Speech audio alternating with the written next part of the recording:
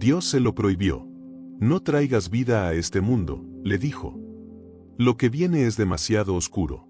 Jeremías miraba a las parejas, a los niños jugando en las calles, y sentía una tristeza sin nombre. La profecía lo había convertido en un hombre fuera del tiempo. No pertenecía al presente. Vivía en el futuro del desastre. La soledad no era un accidente. Era parte del mensaje. Vi el pozo. Lo arrojaron a un pozo.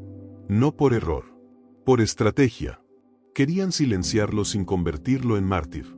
El pozo estaba lleno de lodo. Oscuro. Frío. Jeremías sintió el barro subir por sus piernas. Por su pecho. Por su garganta. Pensó que moriría allí. Y por un instante lo deseó. ¿Por qué me elegiste?, susurró. ¿No había otro? La voz respondió con una calma cruel. Porque te duele la verdad. 7. El profeta como psicólogo del Apocalipsis. Jeremías comprendió algo esencial. La profecía no era predicción. Era diagnóstico. La nación estaba enferma de orgullo, de violencia, de olvido. El exilio no era castigo divino. Era consecuencia psicológica colectiva. El hombre siempre crea su propio castigo, pensó. Dios solo lo anuncia. 8. La caída. Babilonia llegó. Las murallas cayeron como promesas rotas. El templo ardió. Los gritos llenaron el cielo como plegarias invertidas. Jeremías observaba. No con satisfacción. Con una tristeza cósmica. Tenía razón. Y eso era peor que estar equivocado. Porque ser el profeta de la catástrofe significa vivir con la culpa de haber tenido razón. 9. Las lamentaciones. Se sentó entre las ruinas. Escribió sobre cadáveres. Sobre hambre. Sobre madres comiendo a sus hijos. Sobre la ciudad convertida en viuda. Sus palabras eran lágrimas convertidas en lenguaje. La poesía como autopsia del mundo. X, el Dios que llora. En medio del desastre, escuchó algo inesperado. No ira. No juicio. Lamento. Mi pueblo se ha roto a sí mismo, dijo la voz. Jeremías comprendió algo radical. Dios no era solo juez. Era testigo impotente del libre albedrío humano. El dolor de Dios era el dolor de quien ama sin poder controlar. 11. La esperanza como herejía. Cuando todo estaba destruido, Jeremías habló de esperanza. Vendrá un nuevo pacto, dijo. No escrito en piedra. Escrito en el corazón. La gente lo miró con incredulidad. Esperanza después del apocalipsis suena como blasfemia. Pero también como necesidad biológica. 12. El profeta como advertencia existencial. Jeremías no fue un optimista. No fue un líder carismático. No fue un político. Fue un espejo brutal. Su vida fue una parábola viviente. El hombre que ve el desastre antes de que ocurra. Y sufre por adelantado. 13. El clímax, el Dios interior. Al final de su vida, Jeremías entendió algo que nunca dijo en público. La verdadera Jerusalén no estaba en las piedras. Estaba en la conciencia. Y la caída del templo era una metáfora de la caída del alma humana cuando se convierte en ritual sin ética. 14. Final, el profeta que sigue hablando. Hoy, cada vez que alguien dice una verdad incómoda y es silenciado, Jeremías revive. Cada vez que una sociedad ignora sus advertencias y cae, Jeremías sonríe con tristeza desde el tiempo. Porque los profetas no predicen el futuro. Solo leen el presente con demasiada claridad. Y eso es una forma de maldición. La visión no te salva. Te condena.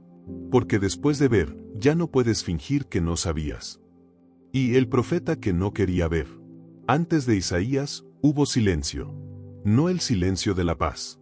El silencio del cadáver espiritual. Jerusalén respiraba incienso y corrupción. El templo brillaba. Los corazones estaban vacíos. Isaías era un hombre común con una maldición extraordinaria, veía demasiado. Veía el poder como un animal hambriento. Veía a los reyes rezando de día y traicionando de noche. Veía a los pobres arrodillarse ante un Dios que los ricos usaban como escudo. Y deseaba no ver.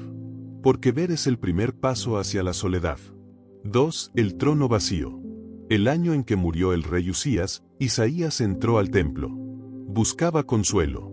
Encontró terror. El santuario se abrió como una herida en el cielo. Y en el centro, un trono. No vacío. Infinito. El Señor estaba sentado sobre él, alto y sublime. Su manto llenaba el espacio como un océano sin orillas. Los serafines cubrían sus rostros, como si incluso los seres de fuego temieran mirar. Santo, santo, santo, decían. La palabra santo no significaba pureza. Significaba peligro. Isaías cayó. Estoy perdido, susurró. Soy un hombre de labios impuros. Y en ese instante entendió la tragedia del profeta: quien ve a Dios, ya no pertenece a los hombres. 3. El fuego en los labios. Un serafín tomó un carbón del altar. El fuego no quemaba. Despertaba. Tocó los labios de Isaías. El dolor fue una revelación. Cada palabra futura sería una herida abierta en su propia boca. ¿A quién enviaré?, preguntó la voz. Isaías respondió con terror y destino mezclados. Heme aquí. Envíame a mí. No sabía que acababa de condenarse a una vida de rechazo. 4. El profeta del fin. Isaías habló. Habló de ciudades que caerían. De imperios que se desintegrarían como polvo en la lengua del tiempo. De un pueblo que sería deportado, humillado, desarraigado. El pueblo lo llamó loco. Los reyes lo llamaron peligroso. Los sacerdotes lo llamaron hereje. Pero Isaías sabía algo peor: la verdad no es bienvenida en casa. Hubo la psicología de una nación. Isaías no solo veía el futuro, veía el alma colectiva. Israel era un paciente que se negaba a aceptar el diagnóstico.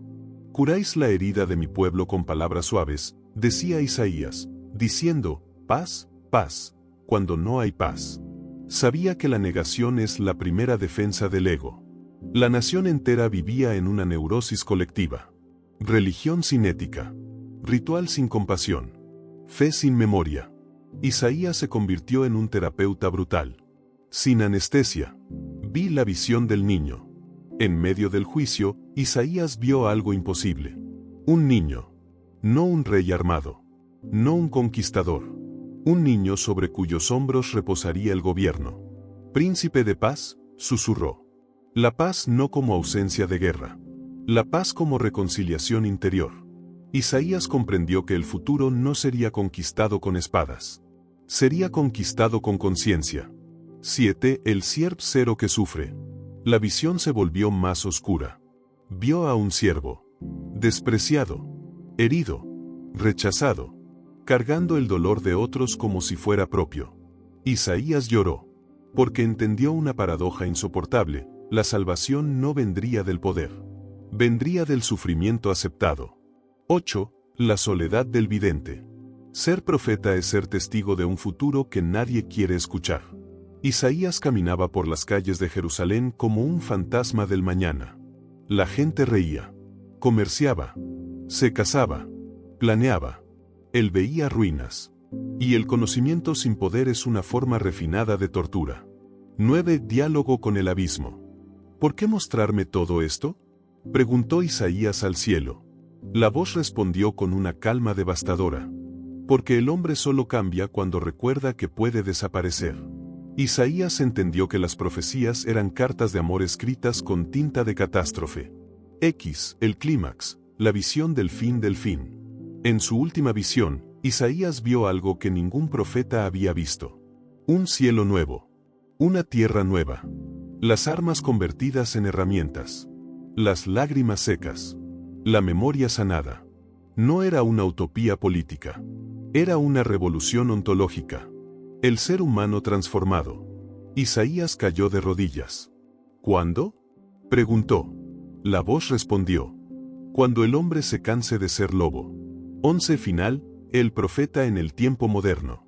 Isaías murió incomprendido. Pero sus palabras atravesaron siglos como meteoritos de conciencia. Hoy, sus visiones siguen vivas. En guerras. En revoluciones. En sueños. Porque Isaías no profetizó el futuro. Profetizó la condición humana. Y su mensaje sigue siendo una sentencia y una promesa. El mundo no se destruye por falta de Dios. Se destruye por exceso de olvido. Dios no nació en un palacio. Nació en el lugar donde los hombres guardan a los animales, para que nadie pudiera decir que no había espacio para él. Y el silencio antes de la luz. Antes del nacimiento, hubo silencio. Un silencio tan antiguo que el universo parecía contener la respiración. El mundo giraba sin saber que estaba a punto de recibir una herida luminosa. Reinos se levantaban y caían. Emperadores firmaban decretos creyéndose eternos. Los pobres dormían sobre polvo. Los ricos dormían sobre miedo. Y en medio de ese ruido invisible, una muchacha miraba el cielo sin saber que el cielo la miraba a ella. María. No era reina. No era profetisa. No era filósofa. Era una adolescente con manos de barro y pensamientos de infinito. La noche en que el ángel habló, no hubo trompetas. No hubo fuego. Solo una voz que atravesó el miedo como una aguja atraviesa la carne. Concebirás lo imposible, dijo. Y lo imposible aceptó ser concebido. 2. El Dios frágil. José supo que el destino no pide permiso. Amó a María en silencio. Aceptó el misterio como se acepta una herida, sin comprenderla, pero sin abandonarla. Caminó con ella hacia Belén. Porque el poder exige contabilidad incluso del alma. El imperio quería números. Dios quería un corazón. La noche cayó sobre el camino. El viento era una profecía sin palabras. Las estrellas parecían testigos que no podían intervenir. En Belén no hubo lugar. No hubo hospitalidad. Solo un establo. Solo animales. Solo la humildad de lo descartado. Y allí, donde el mundo guarda lo que no quiere ver, Dios decidió aparecer. 3. El parto del universo. El dolor de María no fue solo físico. Fue metafísico. El universo se comprimía en un cuerpo humano. La eternidad aprendía a respirar aire. Cada contracción era un latido del cosmos. Cada grito, una fisura en la lógica del tiempo. Cuando el niño lloró, el universo entendió algo nuevo. Dios puede sangrar. José lo sostuvo con manos temblorosas. No sabía si estaba tocando a un niño o a una paradoja. Los animales miraban.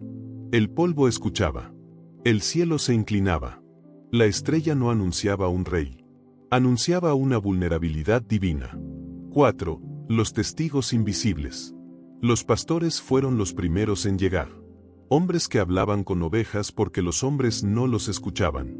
Los ángeles les hablaron no desde el cielo, sino desde el miedo. Hoy ha nacido una esperanza, dijeron. Los pastores no entendieron teología. Entendieron frío. Entendieron hambre. Entendieron soledad. Y entendieron que alguien más había nacido en el margen. Hubo los reyes que no eran reyes. Los magos siguieron una luz que nadie más quiso seguir. No sabían qué buscaban. Solo sabían que algo nuevo estaba rompiendo la lógica del cielo. Trajeron oro. Trajeron incienso. Trajeron mirra. Trajeron símbolos de poder, de adoración y de muerte. Porque todo nacimiento es también una profecía de muerte. Vi el miedo del poder. Herodes tembló. El poder siempre teme a los niños. Porque los niños representan el futuro. Y el futuro siempre es una amenaza. Mandó matar. Porque los reyes humanos creen que la muerte puede detener una idea. Pero las ideas nacidas del silencio no mueren con sangre.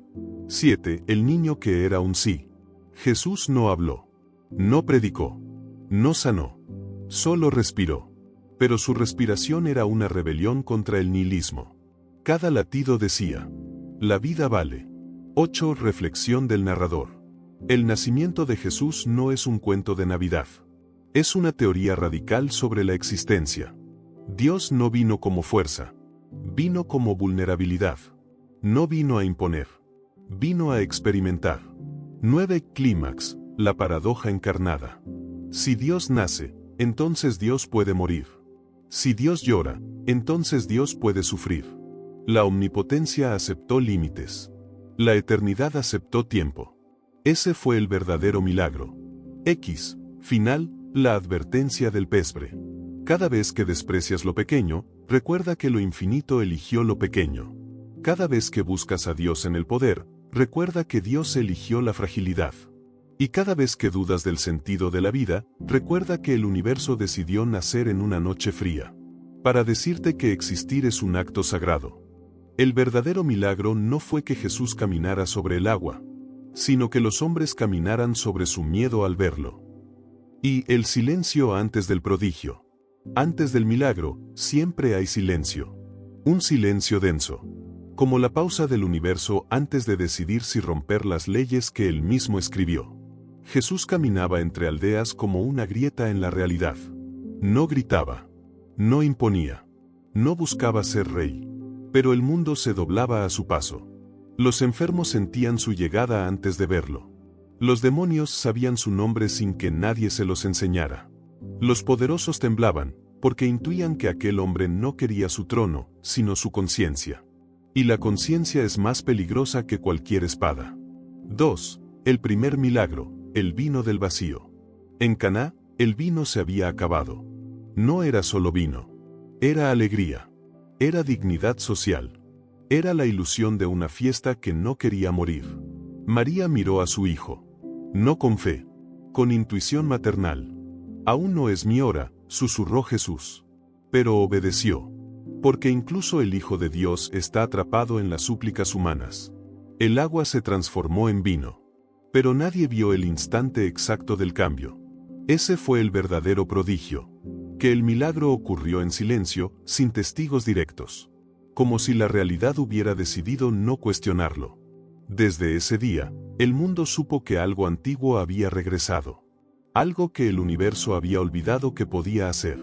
3. Los cuerpos que recordaron cómo sanar. Los enfermos venían en filas interminables. Ciegos. Paralíticos. Leprosos. Hombres rotos por la culpa. Mujeres rotas por el desprecio. Jesús tocaba. Y el tacto era más poderoso que el discurso. La lepra huía como un pecado sorprendido. Los ojos recordaban la luz. Las piernas recordaban el suelo. Pero el verdadero milagro no era físico. Era psicológico. Porque cada sanación decía una frase peligrosa. No estás condenado a hacer lo que te hicieron. Los líderes religiosos temblaban. Porque un hombre que sana cuerpos puede sanar conciencias. Y una conciencia despierta es una revolución. 4. Los panes, los peces y la física humillada. 5.000 hombres. Miles de mujeres y niños. Hambre real. Desesperación real. 5 panes. 2 peces. La matemática del hambre es cruel. La matemática del milagro es insolente. Jesús partió el pan. Y el pan no terminó. La multitud comía y miraba el cielo con miedo. Porque si las leyes podían romperse tan fácilmente, ¿qué otras verdades eran ilusiones? Ese día, la física fue humillada por la compasión. Y la compasión fue entendida como una fuerza cósmica. Hube caminar sobre el abismo. La noche.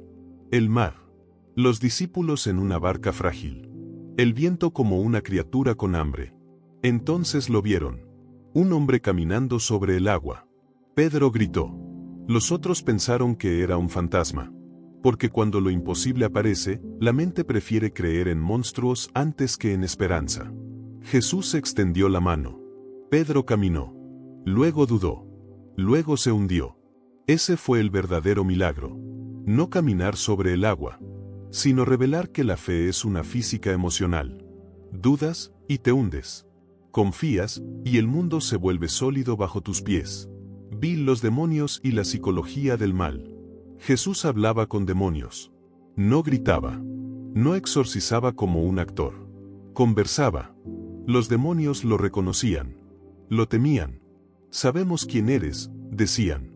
El mal siempre reconoce la verdad, pero la odia. Cuando expulsaba espíritus, la multitud aplaudía. Pero los filósofos callaban. Porque comprendían algo perturbador. Tal vez los demonios no eran entidades externas. Tal vez eran metáforas de traumas, culpas, impulsos. Jesús no expulsaba demonios. Expulsaba narrativas internas que esclavizan al ser humano. 7. Resucitar a los muertos. Lázaro. La hija de Jairo. El hijo de la viuda. Cadáveres. Lloros. Desesperación. Jesús llegó tarde. Siempre llegaba tarde. Porque la fe es más intensa cuando ya no hay esperanza. Lázaro, sal fuera. Y el muerto obedeció. El cadáver caminó. El universo parpadeó. La muerte, esa ley absoluta, había sido cuestionada. Desde ese día, la humanidad ya no pudo dormir tranquila. Porque si la muerte no era final, entonces todo lo que hacemos adquiere un peso infinito. 8. Los milagros como amenazas políticas. Roma no temía profetas. Temía masas. Y Jesús generaba masas. No con violencia. Con esperanza. Cada milagro era un mensaje político. El mundo puede ser distinto. Eso es más peligroso que una espada. Los fariseos temían perder autoridad. Los sacerdotes temían perder control. Los romanos temían perder estabilidad. El milagro no era sobrenatural. Era social. 9. El milagro oscuro, perdonar pecados. Un paralítico fue llevado ante Jesús. Jesús dijo: tus pecados te son perdonados. Los líderes religiosos estallaron. Porque perdonar pecados es monopolio del poder espiritual. Jesús respondió con ironía divina. ¿Qué es más fácil, decir tus pecados te son perdonados o decir levántate y camina? Entonces el hombre caminó. El mensaje era brutal. El alma y el cuerpo son el mismo territorio. Y el perdón es la medicina más peligrosa del universo. El milagro más peligroso, amar al enemigo. Jesús no solo rompió leyes físicas. Rompió leyes tribales. Ama a tu enemigo. Eso no es espiritualidad. Es terrorismo psicológico contra el instinto humano. Porque el odio es más natural que el amor. Jesús pidió lo antinatural. Pidió trascender la biología. Ese fue el milagro imposible. 11. La multitud que no entendía. La gente buscaba prodigios. Pan. Curaciones.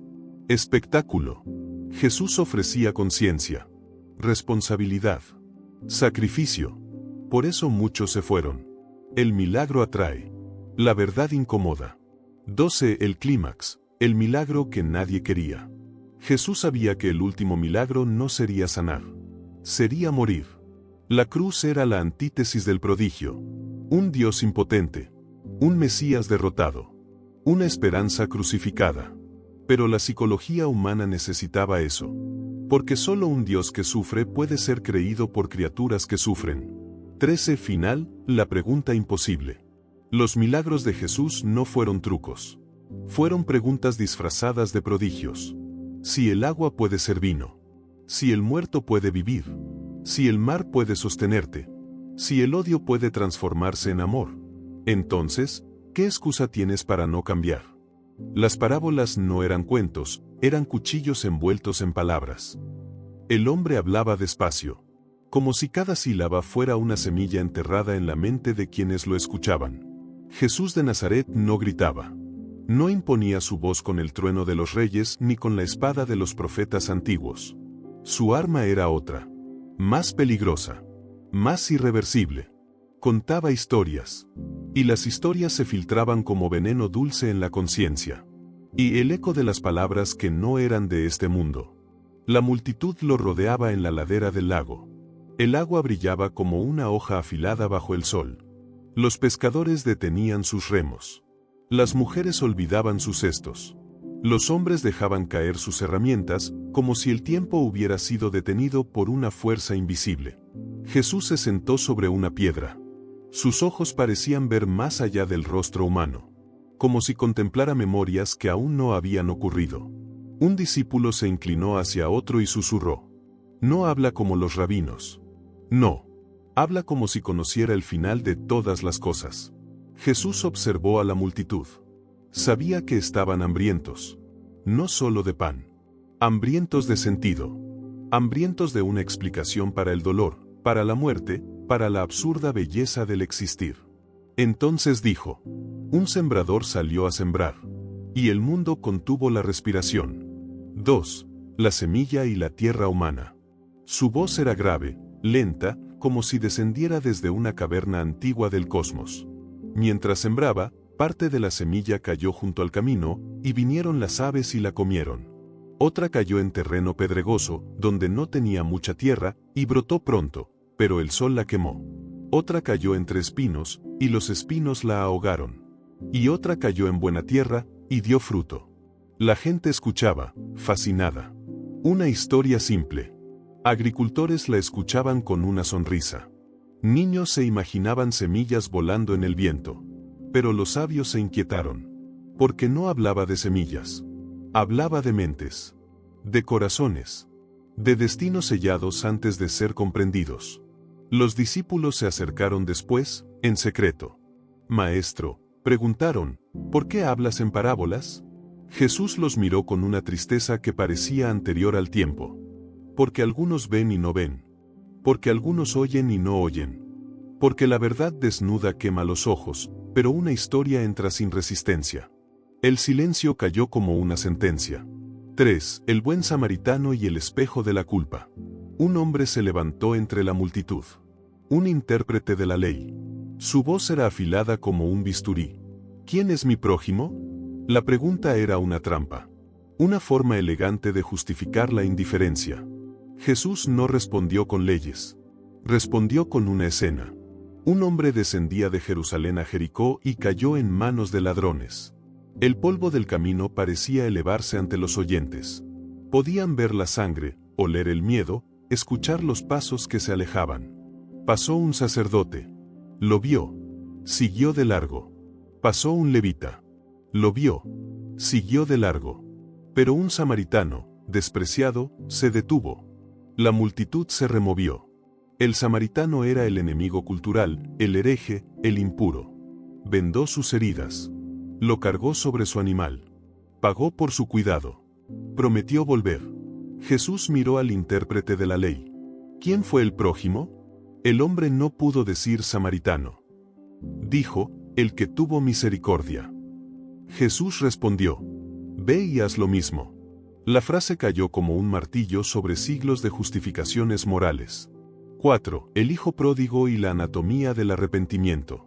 Una noche, alrededor del fuego, Jesús contó otra historia. El viento movía las llamas como si danzaran con sus palabras. Un hombre tenía 2 hijos. Los discípulos escuchaban en silencio reverente. El menor pidió su herencia. Quería vivir. Quería perderse. La historia olía a vino, a carne, a cuerpos, a noches sin memoria. El hijo gastó todo. Terminó alimentando cerdos. Hambriento. Humillado. Despojado de dignidad. Entonces recordó a su padre. La memoria es una herida que no cicatriza. Regresó. Preparó un discurso de arrepentimiento. Pero el padre corrió hacia él. Los hombres mayores en la multitud lloraron en silencio. Nadie corre hacia un hijo que los ha traicionado. Excepto en las parábolas. O en los sueños imposibles. El padre lo abrazó. Lo besó. Le devolvió el anillo. Celebró. El hijo mayor, enojado, se negó a entrar. Jesús miró a los fariseos. El cielo celebra cuando alguien regresa del abismo. Pero los justos se ofenden cuando la gracia no es exclusiva. El sembrador de palabras y el arquitecto del tiempo. Cada parábola era un espejo. Pero no un espejo amable. Un espejo cruel. Un espejo que mostraba la grieta en el alma humana. Jesús hablaba del grano de mostaza. Del tesoro escondido. De la perla preciosa. Del administrador infiel. Del juez injusto. De las 10 vírgenes. De los talentos enterrados por miedo. Cada historia era una pregunta sin respuesta cómoda. ¿Qué harías si supieras que el tiempo es una cuenta regresiva?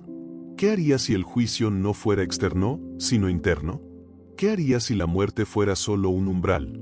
Las parábolas no eran dulces cuentos de moral. Eran profecías psicológicas. Cirugía del alma sin anestesia. Vi el terror de entender. Una noche, uno de los discípulos no pudo dormir. Se llamaba Judas. Escuchaba la voz de Jesús en su mente. El que oye, oiga.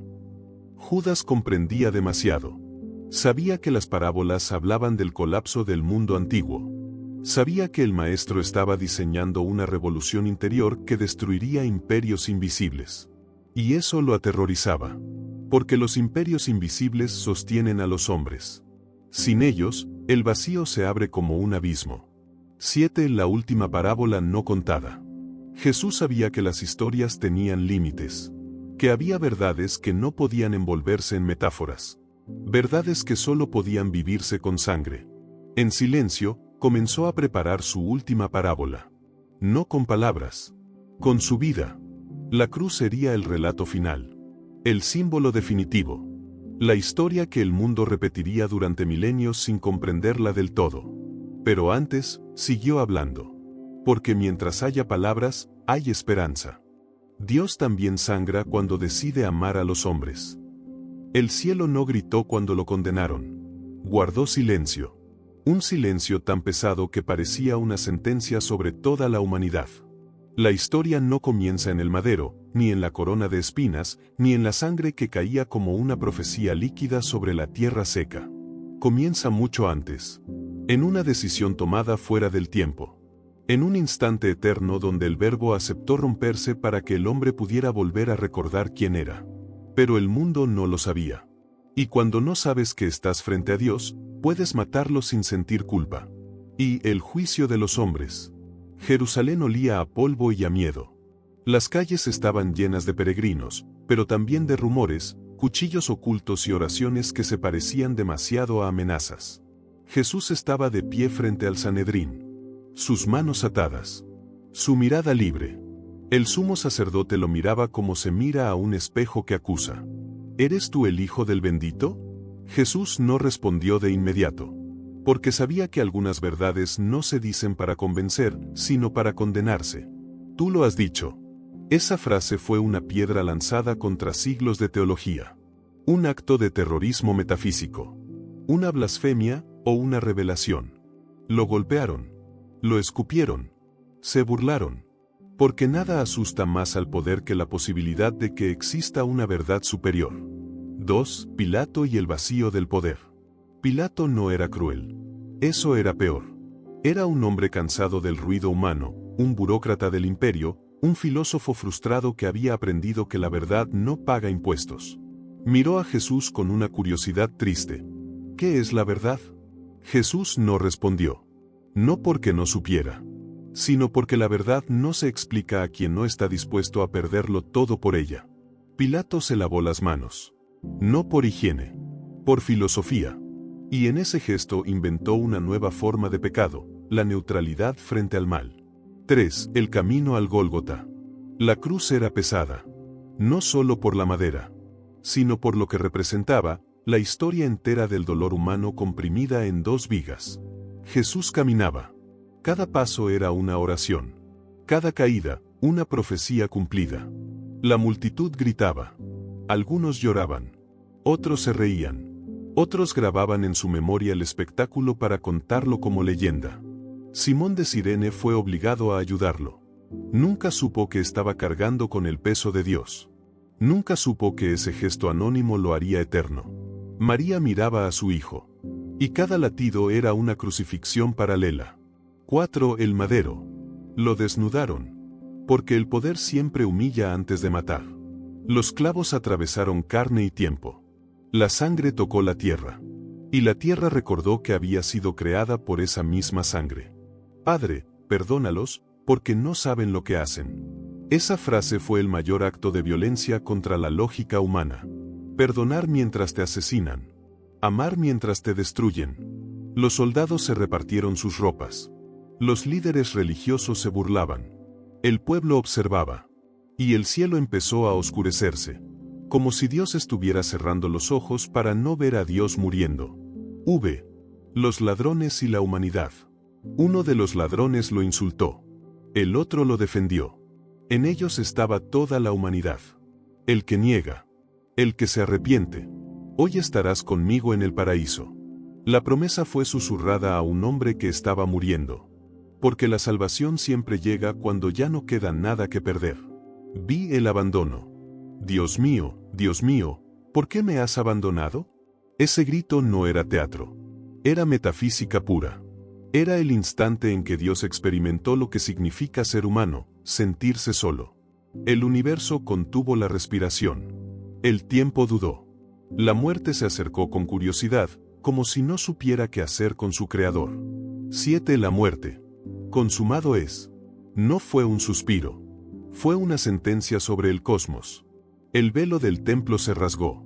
Las piedras temblaron. Los muertos recordaron cómo levantarse. El centurión miró el cuerpo inerte y susurró. Verdaderamente este hombre era el Hijo de Dios. Y por primera vez, un soldado romano entendió que había crucificado algo más que un hombre. 8. Después del silencio. El cuerpo fue bajado. La sangre ya no fluía. Pero el mundo había cambiado para siempre. José de Arimatea lo puso en un sepulcro nuevo. Como si la muerte misma tuviera que estrenarse para contenerlo. Las mujeres lloraban. Los discípulos se escondían. El universo esperaba. Porque algo en la estructura del ser había sido alterado. La muerte había probado a Dios. Y Dios había probado la muerte. 9. La revelación oscura. Tal vez la cruz no fue un sacrificio para Dios. Tal vez fue una confesión. Una admisión divina de que la libertad humana era tan sagrada que incluso Dios estaba dispuesto a morir por ella. La cruz no fue un símbolo de derrota. Fue una grieta en la lógica del universo. Un error deliberado en el código de la realidad. Desde ese día, el dolor tuvo sentido. La sangre tuvo memoria. La muerte tuvo miedo. Epílogo filosófico. Si Dios murió una vez, entonces el amor es real. Si Dios sangró, entonces el sufrimiento no es absurdo. Si Dios gritó en soledad, entonces nunca estarás solo en tu dolor. La cruz no es un objeto. Es una pregunta clavada en la historia. Y todavía sangra.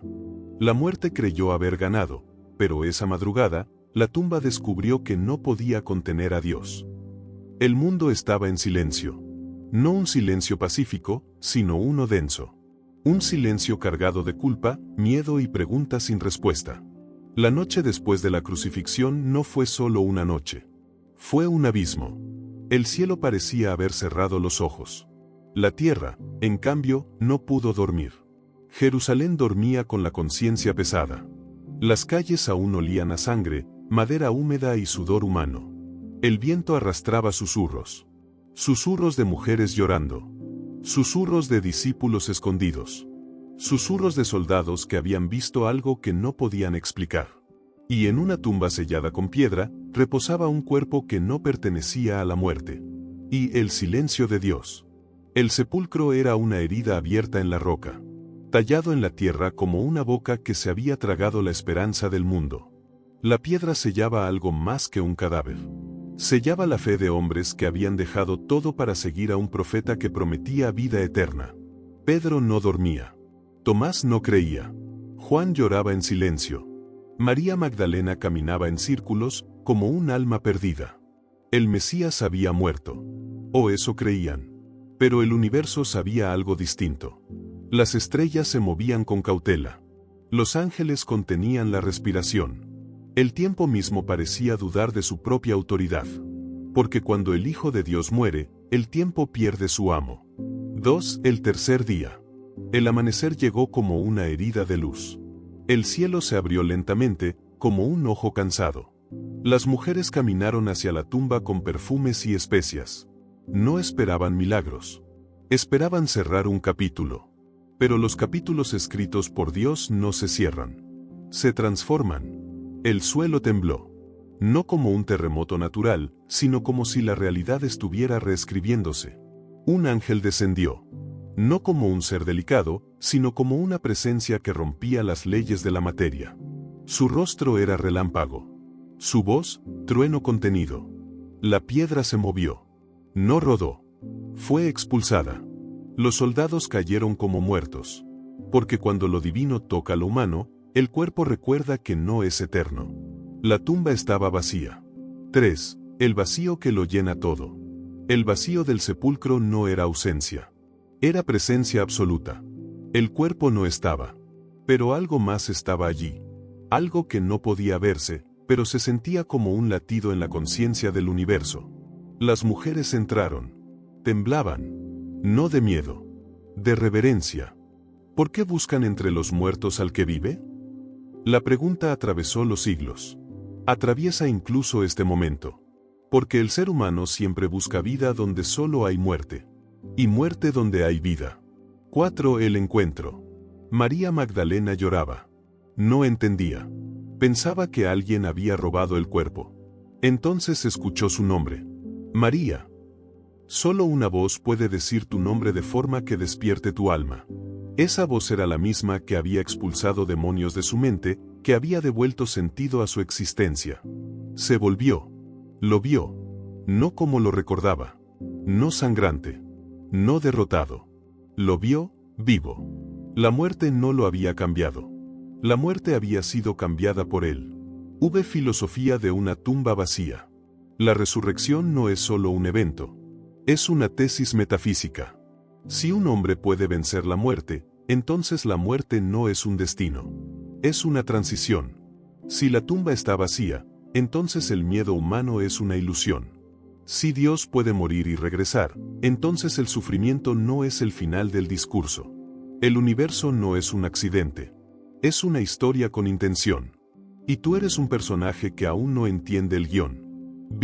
Los discípulos y el terror de la esperanza. Jesús apareció en habitaciones cerradas. No porque atravesara paredes, sino porque la fe atraviesa límites que la materia no comprende. Los discípulos pensaron ver un fantasma.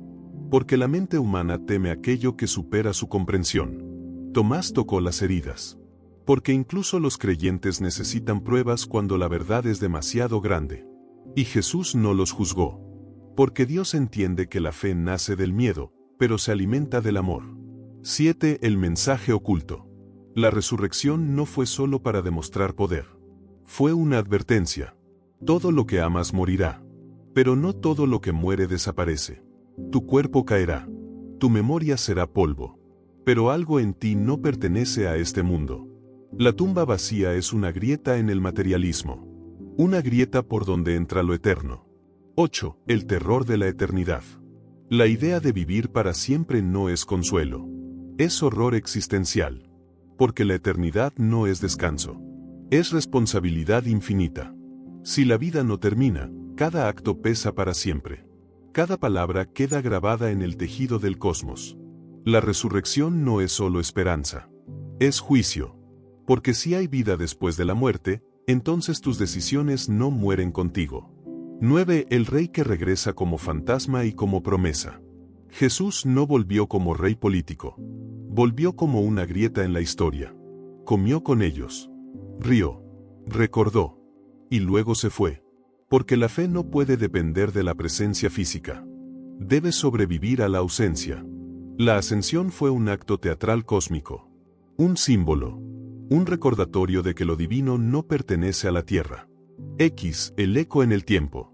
Desde ese día, la humanidad quedó marcada.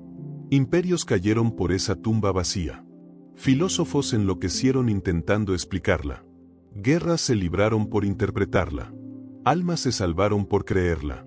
La resurrección es la narrativa más peligrosa jamás contada. Porque si es verdad, todo cambia. Y si no lo es, entonces la humanidad vive de una mentira que la mantiene viva. 11. Revelación final. Tal vez la resurrección no fue solo física. Tal vez fue psicológica, social, metafísica. Tal vez Jesús no volvió solo para vivir. Volvió para enseñarte a morir sin miedo. Porque el verdadero milagro no es salir de la tumba. Es entrar en ella sin terror. 12. Epílogo existencial. La tumba sigue vacía. No solo en Jerusalén. También en tu mente. Cada vez que dudas. Cada vez que sufres. Cada vez que miras la muerte y preguntas si hay algo más. La respuesta sigue siendo un misterio. Pero el mito persiste. Y los mitos persisten porque contienen verdades que el lenguaje no puede decir. Apocalipsis, visiones. He visto el fin, y lo más aterrador no fue el fuego, sino el silencio de los viejos que ya sabían que era tarde. Y el anciano y el último reloj. Estoy sentado frente a un reloj que ya no funciona. No porque esté roto, sino porque el tiempo decidió abandonarlo. Mis manos tiemblan. No por miedo. Por memoria. He vivido demasiado. Y la vejez es una biblioteca donde los libros no pueden cerrarse. Cuando era joven, pensaba que el apocalipsis era una catástrofe futura. Una guerra. Un cielo que cae. Un Dios furioso. Ahora lo sé. El apocalipsis comienza cuando el pasado pesa más que el futuro. Y esta noche, mientras el mundo duerme, las visiones regresan. 2. La primera visión, el reloj del mundo. Lo vi en sueños. Un reloj gigante flotando sobre las ciudades. Cada segundo era un recuerdo perdido. Cada minuto, una persona olvidada. Las agujas eran huesos. Los números, nombres borrados. Escuché una voz que no venía del cielo, sino de mis propias cicatrices. El tiempo no destruye. El tiempo archiva. Vi a niños crecer sin recordar a sus abuelos. Vi fotos amarillas convertidas en polvo digital. Vi cartas quemadas porque nadie sabía quién las escribió. Comprendí algo terrible. El verdadero apocalipsis no es el fin del mundo. Es el fin de la memoria. 3. La mujer de las fotos. En la segunda visión, apareció mi esposa. Joven. Sonriendo como si la muerte nunca hubiera existido. Sostenía un álbum de fotos. Cada página era un capítulo de nuestra vida. ¿Recuerdas? Me preguntó. No respondí. Porque recordar es una forma de sufrir con precisión quirúrgica. Ella pasó las páginas. Nuestro primer beso. El nacimiento de nuestro hijo. La primera discusión. La última discusión. Entonces cerró el álbum. El apocalipsis es esto, dijo, cuando nadie queda para mirar estas fotos. Se desvaneció. Y quedé solo con una pila de imágenes que ya no pertenecían a nadie. 4. Las cartas que nunca leímos. Vi una montaña de cartas. Millones.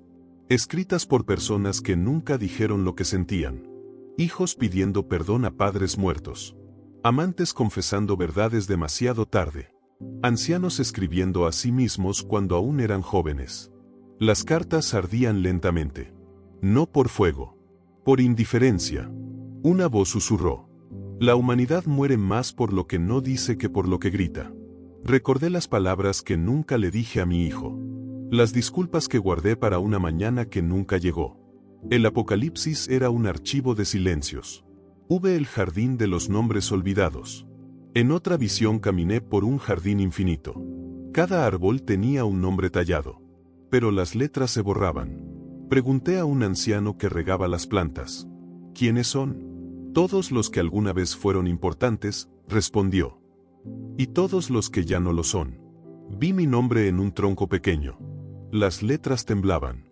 ¿Cuánto falta para que desaparezca? Pregunté. El anciano sonrió. Siempre falta menos de lo que crees. Comprendí que el apocalipsis no destruye el mundo. Solo borra las huellas. Vi la ciudad sin ancianos. La siguiente visión fue la más cruel. Una ciudad perfecta. Tecnológica. Luminosa. Pero no había ancianos. Pregunté a un niño. ¿Dónde están los viejos? No sirven, respondió sin maldad. No producen. No innovan. No aceleran. Los ancianos eran archivados en edificios silenciosos donde nadie los visitaba. Una mujer de 90 años miraba una pared blanca. ¿Qué esperas? Le pregunté. Que alguien me pregunte quién fui. Nadie lo hizo. Entonces su recuerdo desapareció como humo. El apocalipsis era una sociedad que ya no necesitaba memoria. 7. El libro de los arrepentimientos. Vi un libro gigantesco. Cada página era un arrepentimiento humano. Debí amar más. Debí perdonar. Debí escuchar. Debí quedarme. Las páginas eran tan pesadas que doblaban el suelo del universo. Un ángel cansado me dijo: este libro pesa más que las guerras. Entendí que el arrepentimiento es la moneda final de la vejez. Y que todos llegamos al final con las manos llenas de cosas que no hicimos. 8. El mar de los recuerdos. La última visión del desarrollo fue un mar. No de agua. De recuerdos. Flotaban escenas. Risas, peleas, nacimientos, funerales. Las personas nadaban tratando de salvar un momento. Pero los recuerdos se hundían como piedras. Una voz resonó. El tiempo no es un río. Es un océano que se traga todo. Vi mi infancia hundirse. Mi juventud desaparecer. Mis errores flotar como cadáveres. Entonces comprendí algo devastador. La vejez es un naufragio lento donde solo sobreviven los arrepentimientos. 9. El clímax, el trono del tiempo. Finalmente, vi un trono. No había Dios sentado. Solo un reloj de arena. La arena eran rostros humanos. Una voz habló desde dentro del reloj. Yo soy el tiempo. Y tú eres mi alimento. Pregunté. ¿Hay redención? El reloj respondió. solo en el recuerdo que otros guardan de ti. Entonces entendí la profecía final. El apocalipsis no es fuego. Es olvido. Y la salvación no es eterna. Es ser recordado con amor por alguien más. Confesión final del anciano. Desperté llorando. No por miedo a morir, sino por miedo a no haber vivido de forma memorable para alguien. Miré el reloj roto. Miré mis fotos. Leí cartas antiguas. Y supe la verdad final. La vida es un mensaje que solo existe si alguien lo lee. 11. Epílogo, la última esperanza. Si estás escuchando esto, entonces aún no ha comenzado el apocalipsis. Porque mientras alguien escucha a un viejo contar su historia, el mundo todavía recuerda. Y recordar es resistir al fin. Cuando el mundo termine, no será con un grito, será con un susurro de alguien que aún cree. El médico me dijo que el corazón se cansa antes que el cuerpo. Yo le respondí que el corazón se cansa cuando ya ha amado demasiado. Tengo 92 años. He sobrevivido a mis padres, a mis amigos, a mis enemigos y a casi todas mis certezas. He visto guerras, pandemias, revoluciones, inviernos que parecían eternos. Y ahora, sentado frente a una ventana que ya no abre del todo, observo lo que queda del mundo y de mí mismo. Dicen que estamos viviendo el final de los tiempos. Siempre lo han dicho. Pero esta vez lo siento distinto. No por las noticias. No por los cielos llenos de humo ni por las ciudades que se desmoronan lentamente bajo el peso de su propia velocidad. Lo siento en la forma en que la gente ya no recuerda. En la forma en que los nombres desaparecen más rápido que las personas. Este es mi testamento. No de bienes. De palabras. Y el último reloj. En mi mesa hay un reloj antiguo. Era de mi padre. Mi padre lo heredó de su padre. Y ahora late aquí, como un animal prehistórico que se niega a extinguirse. El reloj no mide el tiempo. Mide la persistencia. Cada tic es una pregunta. ¿Todavía estás aquí? A veces pienso que el apocalipsis no será una explosión. Será el último tic de todos los relojes al mismo tiempo. Silencio absoluto. Y después, nada. Pero yo sigo creyendo en algo imposible. Que habrá un tic más. 2. Las fotografías que sobreviven. Tengo cajas llenas de fotografías. Caras que nadie reconoce. Sonrisas de personas que ya no existen en ninguna memoria viva. Sostengo una foto de mi esposa. Tiene 23 años. Yo también los tengo en esa imagen. Recuerdo cómo creíamos que el mundo era infinito. Cómo pensábamos que el amor era inmortal. Cómo imaginábamos que el tiempo era una historia con un final feliz. Ella murió hace 30 años. Pero en esta foto aún respira. Quizá esa sea la esperanza final. Que el papel recuerde lo que el universo olvida. 3. Las cartas que no se perdieron. En un cajón guardo cartas escritas a mano. De amigos que ya no están. De un hijo que se fue demasiado lejos. De una hermana que me perdonó antes de morir. Las releo lentamente. Cada palabra es un latido que sobrevivió a su corazón. Pienso que, cuando todo colapse, cuando las redes caigan, cuando las máquinas callen, alguien encontrará estas cartas en las ruinas. Y sabrá que fuimos humanos. Que amamos. Que tuvimos miedo. Que pedimos perdón. Eso será nuestra profecía de esperanza. 4. Un monólogo sobre el tiempo. El tiempo no es un río. Es un juez sin rostro. No castiga con fuego ni con terremotos. Castiga con olvido. A los viejos nos convierte en archivos. A los jóvenes en promesas que pronto se volverán archivos. Pero también regala algo sagrado, perspectiva. Desde aquí, desde la vejez, todo se ve pequeño. Las guerras parecen discusiones infantiles. Las riquezas parecen juguetes. El odio parece una enfermedad del miedo. Si el apocalipsis llega, tal vez llegue porque nunca aprendimos esta mirada. Hube la ciudad que aprende a recordar. Hace poco vi algo extraño. Un grupo de jóvenes en la plaza, escuchando a una anciana contar historias. No la grababan. No la interrumpían. Solo escuchaban. Sus rostros eran serios. Como si comprendieran que esa voz era una biblioteca viva. Pensé, quizá el mundo no se acabe mientras alguien escucha a los viejos. Vi Sueño del mundo renovado. Soñé con un apocalipsis diferente. No de fuego, sino de silencio seguido por una voz. Después del colapso, un niño encontró un libro. No sabía leer, pero aprendió.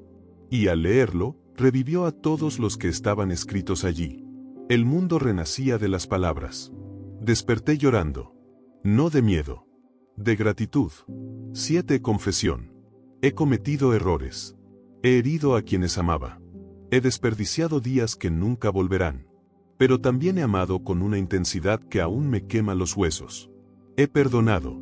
He sido perdonado. Si el mundo termina mañana, quiero que se sepa esto. Valió la pena existir. 8. El clímax, la visión de la esperanza.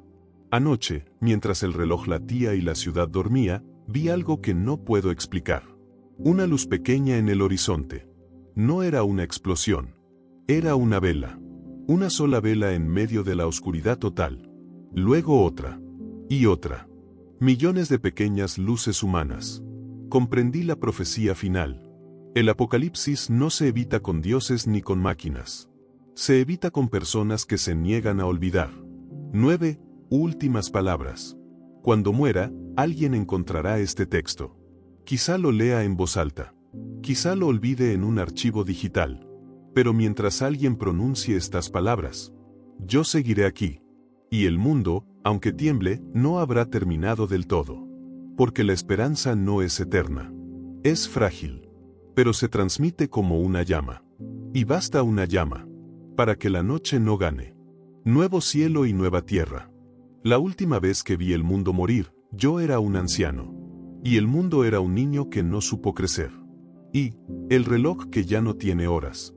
Escribo esto con manos que tiemblan. No por miedo, sino porque el tiempo me está dejando atrás como una sombra que se separa de su dueño. He vivido lo suficiente para ver a mis padres morir, a mis hijos olvidar, a mis nietos no recordar quién fui. He vivido lo suficiente para entender que la memoria es una forma de resurrección. Y el olvido, una forma de apocalipsis. En mi habitación hay relojes. Muchos. Ninguno funciona. Los guardo porque me recuerdan que el tiempo no es algo que se mide. Es algo que se pierde. Cuando era joven creía que el fin del mundo sería fuego. Explosiones. Ángeles tocando trompetas. Montañas cayendo como ancianos cansados. Pero el verdadero apocalipsis llegó en silencio. Llegó cuando las personas dejaron de recordar. Cuando las cartas se convirtieron en archivos. Cuando las fotos dejaron de amar y comenzaron a archivarse en nubes que nadie miraba. El mundo no murió en una explosión. Murió en una desconexión. Y entonces comenzaron las visiones. 2. Las primeras señales. Tenía 92 años cuando vi por primera vez el cielo romperse. No fue literal. Fue íntimo. Una tarde miraba por la ventana del hospital. Las nubes parecían viejas cartas sin destinatario.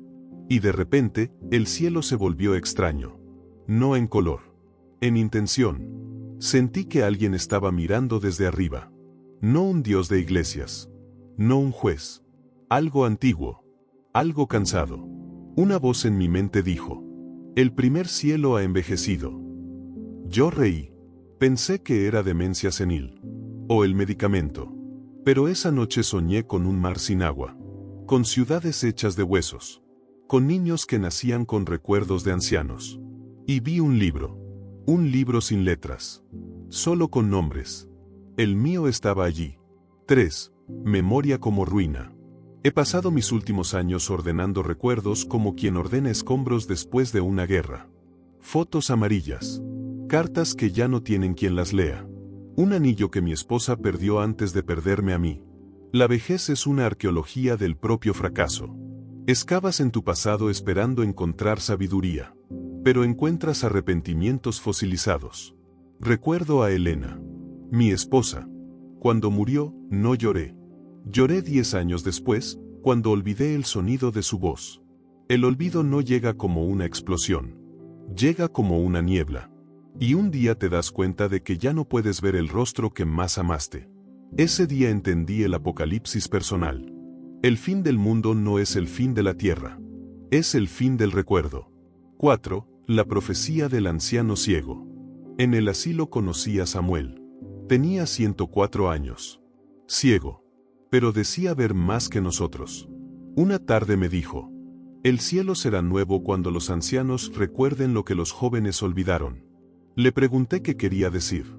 Se rió sin dientes. El nuevo cielo no es arriba. Es adentro. Dijo que había soñado con una tierra sin tumbas. Con personas que no envejecían porque el tiempo había sido perdonado.